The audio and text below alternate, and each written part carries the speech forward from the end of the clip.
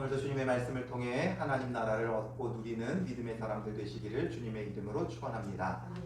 우리가 사도행전 말씀을 보고 있는데요. 사도행전이 왜 기록되어졌습니까? 예수님께서 우리를 위하여 죽으시고 부활하시고 승천하셨기 때문에 그렇습니다.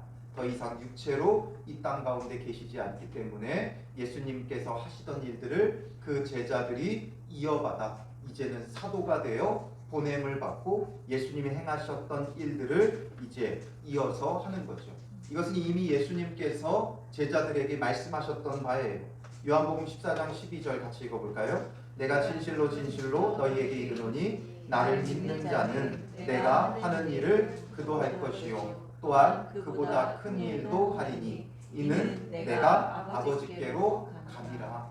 예수님은 이제 아버지께로 가실 거예요. 그렇기 때문에 나를 믿는 자는 내가 하는 일을 그도 할 것이고 또한 그보다 큰 일도 할 것이다. 왜냐하면 예수님이 아버지께로 가기 때문에 승천하셔서 더 이상 이 땅에 육체로 계시지 않기 때문에 이제는 예수님이 하셨던 일들을 누가 이어가야 돼요? 믿는 자들이, 믿는 자가 해가야 되는 거예요. 그러므로 모든 믿는 자는 이제는 예수님께서 보내신 사도가 되어줘야 돼요. 보냄을 받은 자가 되어 예수님이 하셨던 일 이어가야죠. 그러니 예수님께서 그 모든 능력을 우리에게 부어주시는 거예요. 그런데 능력을 부어주시는 것에만 취해 있으면 안 돼요. 예수님이 하셨던 일들을 그대로 이어한다는 건 예수님의 그 능력의 일들도 행하지만 예수님께서 전하셨던 천국 복음도 전하지만 또 한편으로는 어떤 일도 당해요? 예수님처럼 고난과 핍박과 박해도 당하기 마련이에요. 마가복음 13장 9절에 보면 예수님께서 마지막 때에 제자들이 어떤 일이 일어납니까? 말할 때 마지막 때에 일어날 징조를 말씀하시면서 무엇도 말씀하셨냐면 마가복음 13장 9절 같이 보겠습니다. 너희는 스스로 조심하라. 사람들이 너희를 공회에 넘겨주겠고 너희를 회당에서 매질하겠으며 나로 말미암아 너희가 권력자들과 임금들 앞에 서리니 이는 그들에게 증거가 되려 함이라. 예수님께서 미리 말씀하셨죠. 공회에 넘겨주겠고 또 회당에서 매질하겠고 또 심지어는 권력자들과 임금들 앞에 서게 될 것이다. 그런데 왜 그렇대요? 이는 그들에게 증거가 되려 함이라. 그들에게 증거가 되게 하려 합니다. 증거가 된다는 건 어떤 거예요? 더 이상 부인하지 못하도록 예수 그리스도가 분명하게 증언되어지고 선포되어지고 공식적으로 선포되어지는 거예요. 이 자리들은 굉장히 공적인 자리죠. 그런 공적인 자리에서 예수 그리스도가 선포되고 선언되어진 거예요. 사적인 자리라면 몰랐어요 이럴 수 있죠. 못 들었어요. 누가 전해주어야 내가 듣죠. 이럴 수 있죠. 그렇기 때문에 사적으로 전하게 하신 게 아니라 공적으로도 전하게 하신 거예요. 그래서 예수님이 증거가 됨으로 증언되고 증거됨으로 사람들이 그것을 믿고 예수님을 믿든지 아니면 끝까지 예수님을 부인해서 그 심판대 앞에서 다른 소리를 못하게 하려고 증거가 되게 하신다. 분명히 말씀하신 거예요. 그리고 이제 그 말씀대로 사도행전이 시작되어지면서 능력을 행하기도 했지만 이제 첫 번째 핍박과 박해, 옥의 갇힘이 사도행전 4장에 기록되어져 있는 일들이에요. 이 일들의 시작은 어떻게 됐어요? 나면서부터 못 걷는 자를 고치는 거였어요. 나사렛 예수 그리스도의 이름으로 그를 고쳐준 거예요. 그리고 나서 이 일들을 놀라하고 사람들이 도대체 누가 이런 일을 했는가를 궁금해할 때 이 나은 사람이 베드로와 요한을 붙잡아요. 그래서 베드로와 요한이 이 일이 어떻게 된 것인지를 다 증언했죠.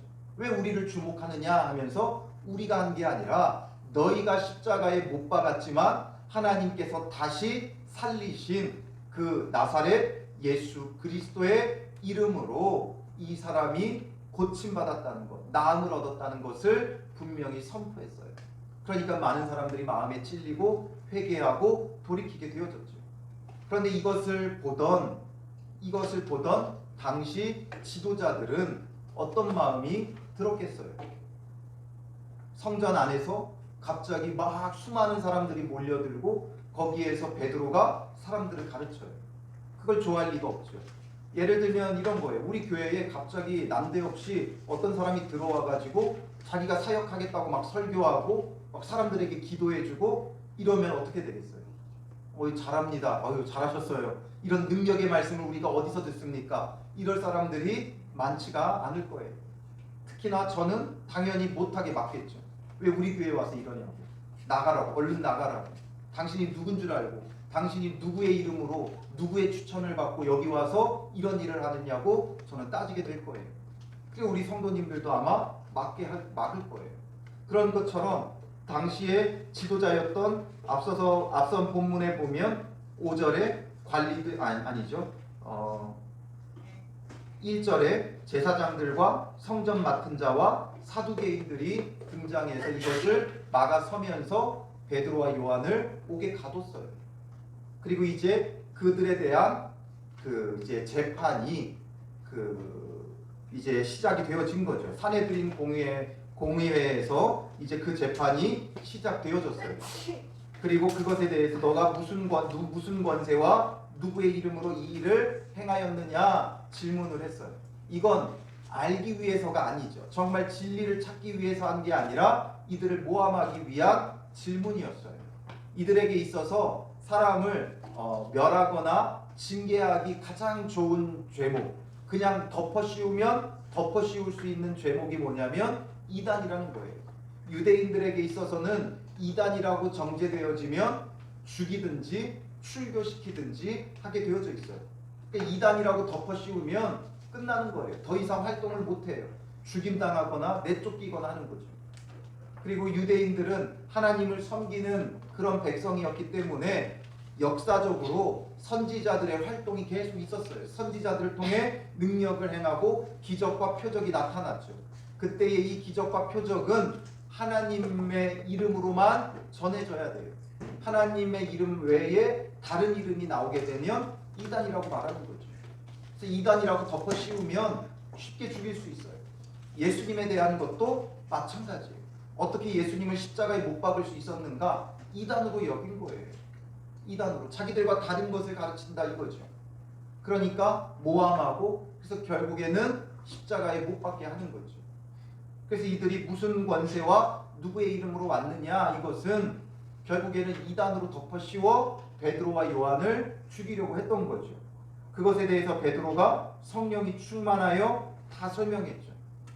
너희가 만일 병자에 행한 착한 일에 대하여 이 사람이 어떻게 구원을 받았느냐고 오늘 우리에게 질문한다면 하면서 너희가 십자가에 못 박고 하나님이 죽은 자 가운데서 살리신 나사렛 예수 그리스도의 이름으로 이 사람이 건강하게 되어 너희 앞에 섰느니라 말하면서 결론으로 말한 게 뭐예요? 마지막 12절 다른 이로서는 구원을 받을 수 없나니 천하 사람 중에 구원받을 만한 다른 이름을 우리에게 주신 일이 없음이라. 오직 우리의 구원의 이름은 예수 그리스도밖에 없다. 이것을 너무나도 당당하게 베드로는 선포했어요. 그리고 이제 오늘 본문으로 넘어오면서 어떻게 되어지느냐, 그 결과, 그 재판의 결과가 어떻게 되어지는가 13절에 보면 그들이 되어 있죠. 이 그들은 누구예요? 앞선 5절에 산헤드린 공회원들이죠. 그래서 관리들, 장로들, 서기관들, 그리고 대제사장의 문중 사람들, 이들이 이제 베드로와 요한이 담대하게 말함을 보고 담대하게 말함을 본 거예요. 그러면서 뭘 깨달아요? 그들을 본래 학문 없는 범인으로 알았다가 이상히 여기며 또 전에 예수와 함께 있던 줄도 알고 말하죠. 학문 없는 범인이다. 이게 무슨 말이에요? 이 범인은 잘못을 한 그 범인을 말하는 게 아니죠. 아주 평범한 사람. 학문 없는 평범한 사람이다 이거예요. 학문이 없다. 결국 이게 어떤 표현이냐면 랍비의 교육을 제대로 못 받은 사람들을 뜻하는 표현이에요. 어떤 랍비가 되기 위해 선생이 되어 가르치기 위한 코스가 있는 거예요. 우리로 보면 교원 자격증 이런 거, 아니면 목회자들 같은 경우에는 강도사 인허증 이런 거 있죠. 그 정규 신학교를 나와야 강도사가 되고 목사가 될 수 있는 것처럼 어떤 정규 코스를 못 밟았다 이 이야기예요. 그러니까 그런 것을 배운 적도 없는 자인데 그가 전하고 있는 당당히 담대하게 선포하는 그 말을 들어보니까 자기들이 감당할 수 없거든요. 자기들이 함정을 팠다가 오히려 함정에 빠지게 되어졌어요. 그리고 또 한 가지 14절에 보면 또 병 나은 사람이 그들과 함께 서 있는 것을 보고, 병 나은 사람이 함께 서 있다는 거예요. 이 사람이 어떻게 이 자리에 있었는지는 모르지만 이 사람이 지금 뭐가 되는 거예요? 증인이 되어지는 거죠. 나면서부터 못 걷는 자였어요. 이 사람의 나이가 몇 세래요? 40여 세나 되었더라 되어 있죠. 40여 세. 40여 세. 그러니까 40 몇 세 정도 된 거죠. 40 몇 살이에요. 그럼 이 40 몇 살이면 지금 제 나이쯤 됐거든요. 제 나이쯤 됐는데 뭐 그냥 40 몇 세 됐나 보다 생각하지만 이 당시 평균 수명이 얼마나 됐을 것 같아요? 우리도 예전에는 환갑잔치를 했죠. 그러니까 60 정도 살았으면 인생을 다 살았고 장수했다는 거예요. 그러니까 60을 못 살았어요. 그러니까 40여 세나 되었다는 건 이 사람이 어떻게 보면 일평생과도 같은 거예요. 뭔가 이제 나이가 너무 많아서 무언가를 못할 나이 말고 그냥 뭔가를 할 수 있는 모든 생애를 전부 다 끝내버린 때죠. 그러니까 그 인생 전체가 못 걸었던 자예요. 그런데 이 사람이 걷게 된 거예요. 이거 걷는다는 것 자체는 좋은 일이고 선한 일이잖아요. 그러니까 베드로와 요한이 한 게 나쁜 일이 아니라는 거죠. 지금 좋은 일을 한 거예요. 만약에 이 사람을 해되게 했거나 이 사람을 아프게 했거나 병들게 했거나 괴롭게 했거나 무엇을 빼앗았다면 재판할 거리가 있죠. 지금 이 사람과의 문제가 지금 있는데 오히려 좋은 일을 해줬어요. 착한 일을 해줬어요. 선한 일을 해줬어요. 그러니까 더 이상 재판할 것이 있습니까? 없습니까? 없는 거예요. 누가 손해를 봤어야 재판을 하죠. 손해본 사람이 있어야 재판을 하죠. 굳이 손해본 사람이 있다면 누구예요? 바로 이 기득권자들이에요. 종교 지도자들, 정치 지도자들, 그래서 대제사장들, 그리고 공회원들, 이들이 손해를 봤죠. 어떤 손해를 봤어요? 자기들이 그동안 얼마나 잘못 가르쳤는지가 다 드러나고 사람들이 이제는 베드로와 요한을 따름으로 자기들을 따르는 사람들이 줄어들고, 그러니 그동안 착복했던 모든 것들을 더 이상 착복할 수 없는 위치에 놓이게 되어진 거죠. 그러니 지금 이들이 재판한다고 서 있는데 정작 실제적인 지금 문제는 이 나면서부터 못 걸었던 자에 대한 문제예요. 그러나 이 사람은 지금 손해를 보거나 해를 당한 게 아니라 오히려 이득을 얻었죠. 유익을 얻었어요. 그러니 재판할 것이 아무것도 없어요. 그래서 이들의 처지는 뭐예요? 14절 마지막에 보면 비난할 말이 없는지라 이렇게 했죠. 비난할 말이 없는지라. 뭔가 이들을 재판하고 이단으로 덮어 씌워 죽여야 되고 멸해야 되는데 그럴 수가 없어요. 비난할 게 없는 거예요. 아무리 찾아봐도 비난할 게 없는 거예요. 베드로가 전한 말 가운데도 트집 잡을 만한 게 없고 너무나도 담대하게 잘 말했기 때문에 트집 잡을 것이 없고, 또 이 병들었던 자도 고침을 받았으니 뭘 문제 삼을 게 아무것도 없어요. 비난할 말이 없어요. 자기들이 뭔가 자기의 욕심과 자기의 정욕을 채우려고 무언가를 했다면 재판할 거리가 있겠죠. 재판할 거리가 지금 하나도 없는 거예요. 그러니까 어떻게 되어져요? 15절에 명하여 공회에서 나가라 하고 서로 의논하여 이르되, 공회에서 일단 나가 있으라는 거예요. 자기들이 의논해요. 그러니까 비공개적으로 의논을 했다는 거예요. 공개적으로 하지 못하고 비공개적으로 해요. 왜 그래요? 뭔가 재판할 거리가 없잖아요. 그러니까 뭔가를 조작해야 되고 뭔가 잘못된 재판을 하려고 하는 거죠. 그러니까 비공개적으로 하면서 이 사람들을 어떻게 할까? 그들로 말미암아 유명한 표적 나타나는 것이 예루살렘에 사는 모든 사람에게 알려졌으니 우리도 부인할 수 없는지라. 우리도 부인할 수 없는 일들을 이들이 했다라는 거죠. 우리가 이들을 뭔가 비난하거나 비판하거나 정죄할 것이 없는 그런 일들을, 그런 큰 일을 이들이 행했다라는 거예요. 그걸 우리도 부인할 수 없다는 거예요. 그러니까 부인할 수 없는 지경에 이르죠. 이들이 스스로 난처해지는 거예요. 이들은 박해하고 핍박하는 자들이었지만 더 이상 박해하거나 핍박할 것이 없는 거죠. 이게 바로 보여주는 그리스도인의 삶이에요. 우리의 삶 자체는 비난할 것이 없어야 돼요. 누구도 부인할 수 없는 선한 일들을 행하는 자가 되어져야 되는 거예요. 그렇지 않으면 우리가 전하는 복음이 힘을 잃어요. 베드로가 전한 복음이 힘을 잃지 않는 이유는 비난할 말이 없기 때문에 그렇고, 또 이들이 부인할 수 없는 선한 일들을 행했기 때문인 거죠. 결국에는 이 삶이 중요한 거예요. 믿는 자들이 우리가 그리스도의 증인이 되려고 한다면 우리의 그 증언이 신빙성이 있어야 되잖아요. 받아들여져야 되잖아요. 그러려면 우리의 삶 자체가 비난할 말이 없어야 되고, 또 부인할 수 없는 선한 일들이 우리에게 있어야 되는 거예요.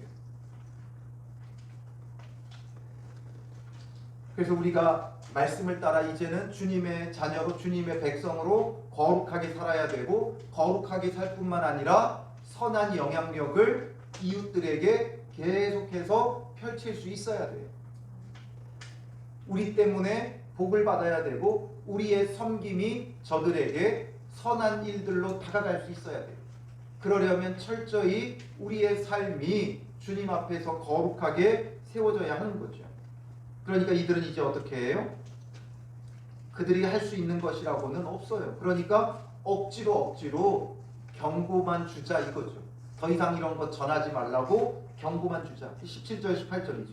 이것이 민간에 더 퍼지지 못하게 그들을 위협하여 이후에는 이 이름으로 아무에게도 말하지 말게 하자 하고, 그들을 불러 경고하여 도무지 예수의 이름으로 말하지도 말고 가르치지도 말라 하니, 더 이상 말하지도 말고 가르치지도 말아라. 엄히 그들을 위협하면서 더 이상 못하도록 경고하고 있죠. 이들이 뭔가 좋은 말로 경고했겠어요? 그렇지 않죠. 너희가 하는 선한 일도 알지만 오해가 있으니 너희는 더 이상 그 이름을 가르치거나 전하지 말아라. 이런 게 아니죠. 아주 무섭게 엄하게 말하면서 그들을 죽일 듯이 아마 이야기를 했을 거예요. 협박했을 거예요. 말하지 말라고. 그때 베드로와 요한이 어떻게 대답합니까? 하나님 앞에서 너희 말을 듣는 것이 하나님의 말씀을 듣는 것보다 옳은가 판단하라. 사실 이런 위기, 위협이 느껴질 때 어떻게 하는 게 좋아요? 내가 가서 어떻게 하든지 알겠습니다. 일단은 알겠습니다. 다시는 그렇게 전하지 않겠습니다. 말하고 넘어갈 수도 있겠죠. 지금 당장 위협을 당하고 있고 그 위협 속에서 그냥 잠깐 외면할 수도 있을 거예요. 잠깐 전하지 않겠다고, 또 전하지 않고 나가서 다른 곳에 가서 또 전하면 되잖아요. 그런데 여기서는 안 하겠습니다. 여기서만 안 하고 다른 데 가서 또 할 수 있잖아요. 그런데 이들은 그렇게 하지 않았어요. 이렇게 말하는 게 그들을 설득하려고 하는 게 아니죠. 잘 생각해 보세요.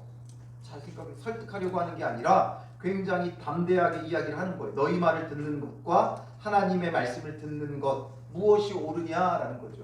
그 이야기는 우리는 옳은 것을 하겠다라는 거예요. 옳은 것을 하겠다. 너희가 좋은 것을 하는 게 아니라 하나님 앞에 옳은 것을 하겠다. 결국 이 기준이 어디에 있느냐? 온전히 하나님 앞에 옳은 것을 하겠다는 거예요. 하나님 앞에 옳은 것을 행할 때 이것이 때로는 많은 사람들에게 복음으로 전해지기도 하지만 때로는 핍박과 박해로 돌아올 수도 있어요. 그럼에도 불구하고 옳은 것 하겠다라는 거죠. 누군가 나를 핍박하고 박해한다는 것 결코 쉬운 일 아니에요. 너무나 어렵고 힘들고 지치는 일이에요. 괴로운 일이에요. 앞선 본문을 함께 나누면서도 말씀드렸지만 우리는 나를 칭찬하는 100명이 있어도 나를 비난하는 한 명 때문에 괴롭게 되어 있어요. 그 한 명 때문에 생사가 오고 가기도 해요. 아무리 많은 사람들이 나를 좋아해줘도, 나를 기뻐해줘도 한 명이 나를 비난하고 핍박하면 그것으로 인하여 우리는 괴롭기 마련이에요. 그런데 지금 유대 사회의 지도자들이 비난하고 핍박하고 나섰어요. 유대 사회의 지도자들이 비난하고 핍박하고 나섰다면 견디기가 결코 쉽지 않아요.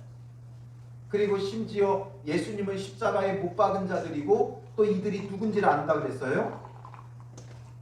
예수와 함께 있던 줄도 안다. 예수님을 죽였으면 이들도 죽이려 들 수 있겠죠.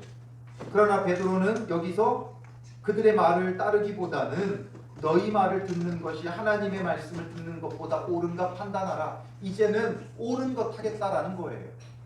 베드로가 원래 이런 사람이었어요? 이 자리가 어떤 자리예요? 이 과정이 어떤 과정이에요? 예수님이 당하셨던 과정이에요. 예수님께서 당하셨던 신문이고 고난이었어요. 그때 베드로 뭐 했어요? 예수님을 3번이나 부인하고 떠나갔었죠. 두려워서 무서워서 떠나갔었어요.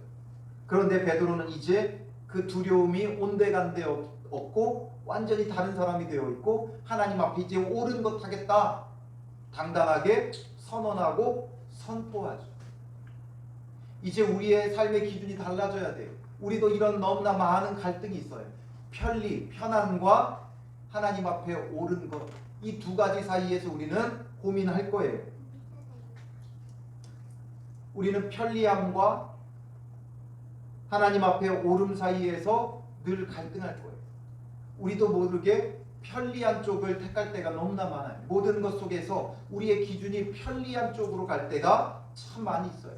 어떻게 하면 편리하고 어떻게 하면 편안한가? 이제는 우리는 편리함과 편안함이 아니라 옳음을 추구해야 돼요. 주님 안에서 무엇이 옳은 것인가?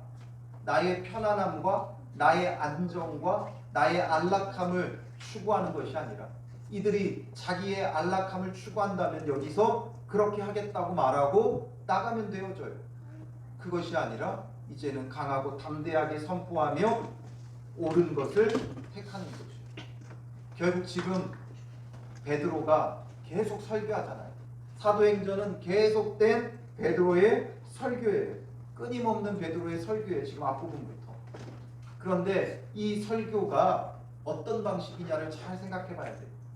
이 설교가 설득이라는 방식이 아니라 선포하고 있는 거예요. 어떻게 하면 저들을 잘 설득할까? 어떻게 하면 저들의 마음을 잘 위로하고 다독이고 그러면서 설득하여 예수가 주라고 설명할까? 이게 아니에요. 너희가 죽인 예수가 너희는 예수를 죽였지만 하나님께서 그를 다시 살리셨고 그가 우리의 진정한 주와 그리스도가 되신다. 이것은 엄밀히 말하면 선포예요. 그들을 설득하는 게 아니라 선포하는 거죠. 설교를 캐리그마라고 해요. 이 캐리그마라는 건 선포예요. 말씀을 선포하는 거예요. 그 말씀이 능력이 있기 때문에 말씀을 선포할 때 듣는 자들에게 성령의 감화, 감동, 교통의 역사가 있는 거예요. 그러니 우리는 늘 어떻게 하면 설득할까? 어떻게 하면 이 위기를 모면할까? 이렇게 생각을 하지만 그게 아니라 이제는 우리는 주님이 주신 말을 하는 자가 되어야 돼요. 해야 할 말을 하는 자가 되어줘야 돼요. 하지 말아야 할 말을 하지 말고 해야 할 말을 해야 한다고요.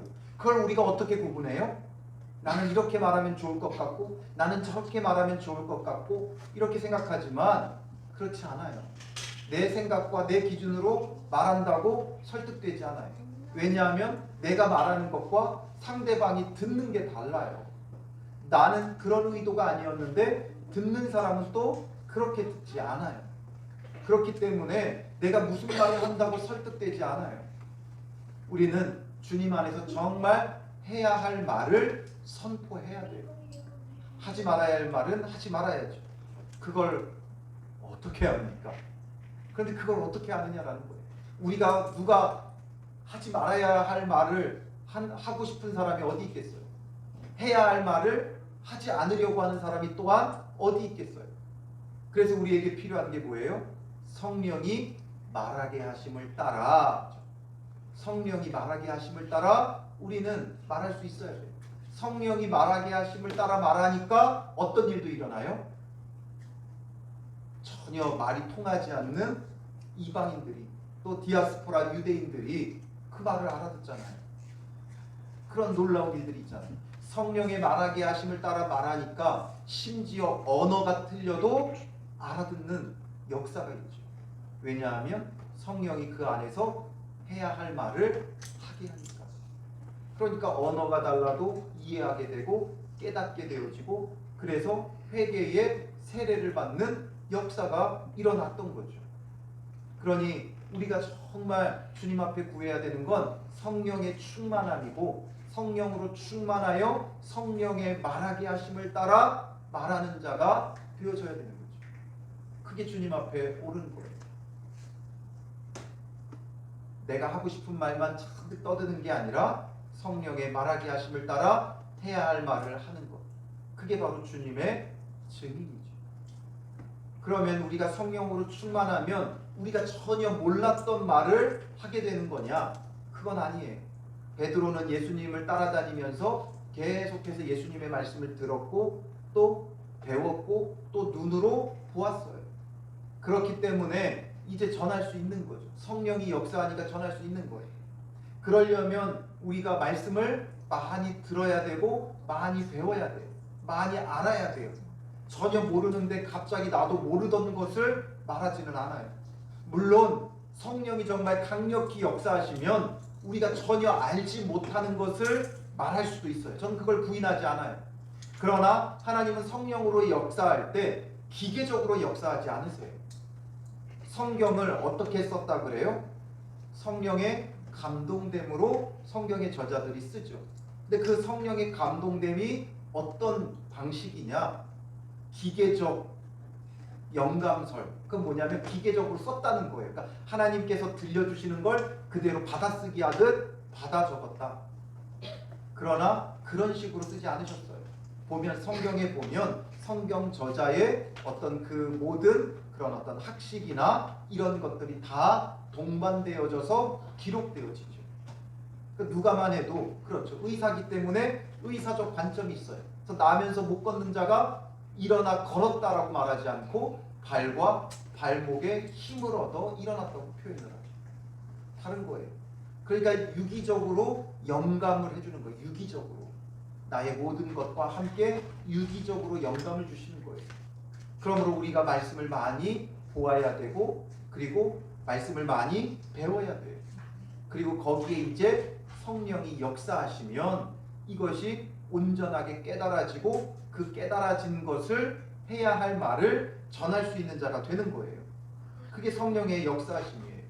그래서 예수님께서도 보혜사 성령을 약속해 주시면서 말씀하신 게 뭐예요? 요한복음 14장 26절 같이 보겠습니다. 보혜사 곧 아버지께서 내 이름으로 보내실 성령 그가 너희에게 모든 것을 가르치고 내가 너희에게 말한 모든 것을 생각나게 하리라. 내 이름으로 보내실 성령 그가 너희에게 모든 것을 가르치고 내가 너희에게 말한 모든 것을 생각나게 하리라. 내가 너희에게 말한 모든 것을 생각나게 하리라. 예수님께서 말씀하신 걸 들었잖아요. 들어두니까 그 들어둔 것들이 성령이 역사하시니까 깨달아지고 이 모든 것이 어떤 의미고 어떤 것인지 그동안 퍼즐 같았던 말씀들이 퍼즐이 맞춰지면서 예수가 주와 그리스도라는 것을 선포하게 되어지는 거예요. 그리고 그 선포를 통해서 오순절 성령 강림 사건을 통해 믿고 회개하고 돌이킨 자가 몇 명이에요? 3,000명이지. 그리고 지금 나면서 못 걷는 자를 고치고 그리고 성전에서 말씀을 전했을 때 믿고 돌이킨 자가 몇 명이에요? 5,000명이죠. 이 두 사건만으로도 8,000명이에요. 8,000명이 돌아왔어요. 예수님을 믿었어요. 와, 베드로 대단하다. 베드로가 대단한 게 아니라 왜 우리를 주목하느냐? 베드로가 아니라 예수께서 성령을 우리에게 주셨기 때문이다라는 거죠. 그러니 우리에게도 그 예수님께서 우리를 위하여 죽으시고 부활하시고 승천하신 예수님께서 하나님 보좌 우편에 앉아 계시며 아버지로부터 성령을 받아 우리에게 주신다고요.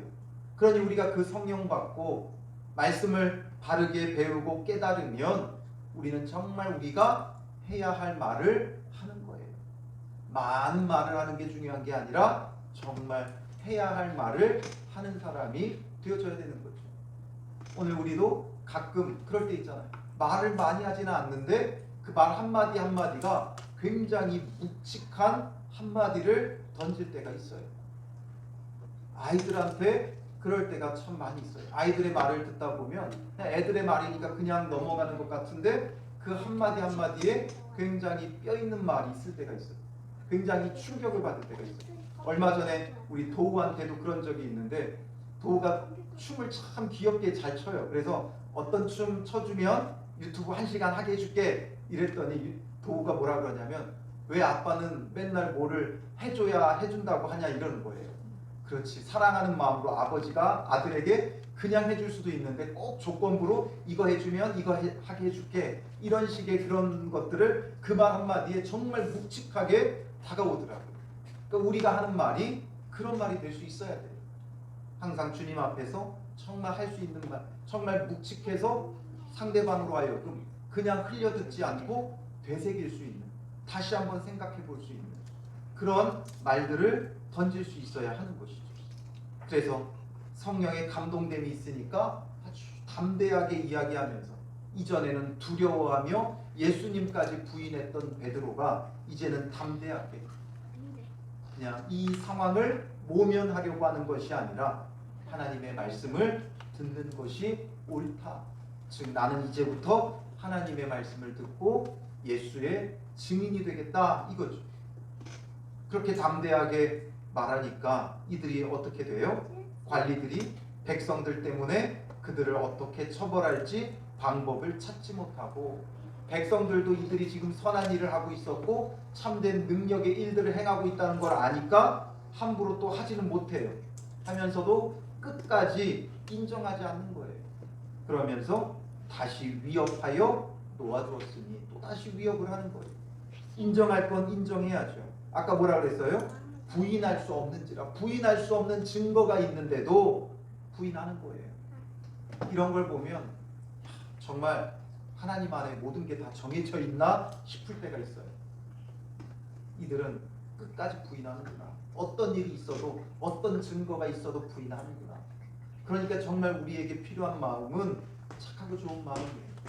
부인하려고 하면 어떤 일이 있어도 부인해요. 하나님께서 어떤 기적과 표적을 보여주시고 어떤 놀라운 일들을 행하여 주셔도 심지어 내가 죽었다 다시 살아나는 일이 있어도 부인하고자 하는 자들은 절대 믿지 못해요. 그러니 우리의 마음이 정말 주님의 말씀을 사모하고 믿기를 원하고 간절히 바랄 수 있어야 돼요. 그렇지 않으면 부인하는 자들은 뭐가 있어도 부인해요. 죽었다 살아나요. 천국을 보고 와도 부인해요.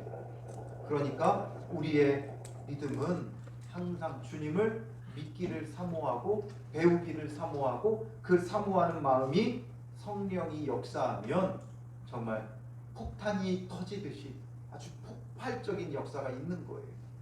그동안 예수님께서 고난당할 때 다들 뿔뿔이 흩어졌잖아요. 핍박 속에 흩어졌잖아요. 그러나 이제 성령의 충만함을 받고 준비되어지니까 폭발적인 부흥의 역사가 일어나는 거예요. 3,000명, 5,000명, 그리고 또 이 각자 전 세계에 흩어져 있던 이들이 이제 오순절 이 일들을 경험하고 어떻게 하겠어요? 다 이제 또 자기네 나라로 돌아갈 거 아니에요. 그러면서부터 세계 선교가 시작되어지는 거예요. 복음이 전 세계로 땅끝을 향하여 계속해서 급격히 퍼져나가게 되어지는 거죠. 이게 바로 성령의 역사심이에요. 여러분, 우리의 삶에 어떤 변화가 없는 것 같아도 어떤 놀라운 일들이 일어나지 않는 것 같아도 조금만 더 기다리세요. 때가 되면 성령의 충만함 가운데 폭발적인 주님의 역사가 일어날 때가 곧 와요. 주님의 일들은 비실비실하게 되지 않아요. 그냥 간신히 되어지지 않아요. 모든 일들이 넉넉히 되어져요. 그렇기 때문에 주님의 그 일하심을 우리는 바라보며 늘 준비해야 돼요. 성령의 충만함 속에 말씀을, 진리의 말씀을 보고 듣고 배우며 준비되어져 있어요. 그러면 그 가운데 하나님의 역사하시는 때가 이르면 폭발적으로 폭탄이 터지듯이 하나님의 역사가 우리에게 이루어지는 것이죠. 그러므로 오늘 우리가 이 말씀을 붙잡고 기도할 때 어떻게 기도해야 되겠습니까? 주님, 우리에게 강하고 담대함을 주시고 성령의 충만함을 주셔서 우리가 해야 할 말을 할 수 있는 자, 주님의 증인이 되어 복음을 설득하는 게 아니라 선포하는 자가 되게 하여 달라고. 그리고 이제는 사람들의 말을 듣는 것보다 하나님 말씀을 듣는 것이 옳음을 깨닫고 주의 말씀을 듣고 붙잡게 하옵소서. 편리와 편안이 아닌 옳음을 택하게 하여 주시고 설득이 아닌 선포하는 자가 될 수 있도록 주님 성령으로 충만하게 하시고 그 성령의 충만함 속에 폭발적으로 역사하시는 하나님의 구원의 은혜가 우리의 삶과 가정에 넘쳐나게 달라고. 그러므로 오늘 이 밤도 우리는 성령의 충만함을 간절히 사모하며 기도하며 나아가겠습니다. 오소서 진리의 성령님, 우리 찬양으로 고백하고요 함께 기도하겠습니다. 말씀 생각하며 붙잡고 성령의 이끄심대로 성령의 충만함을 구하며 기도하겠습니다.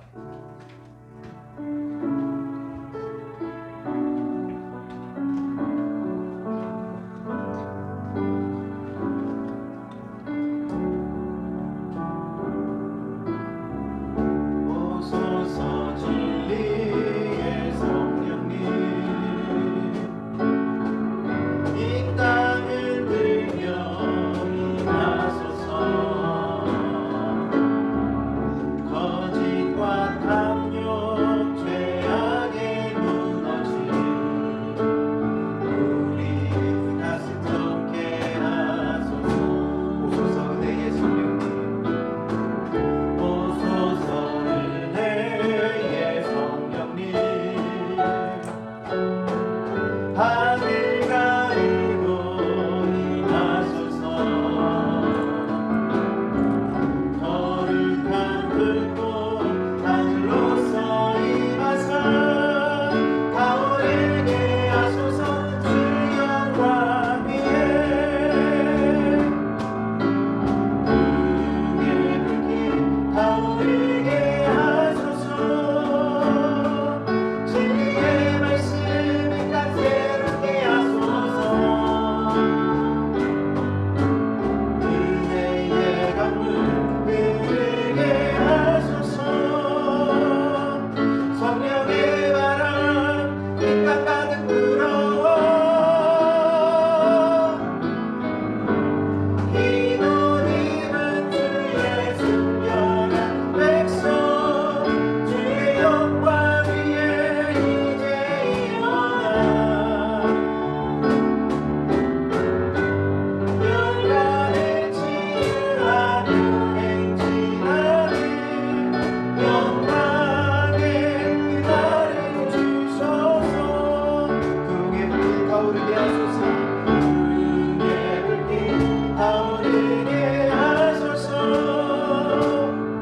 진리의 말씀이 딱 새롭게 하소서. 은혜의 강물 흐르게 하소서. 성령의 바람 이 땅 가득 불어와 흰옷 입은 주의 순결한 백성, 주의 영광 위에 이제 일어나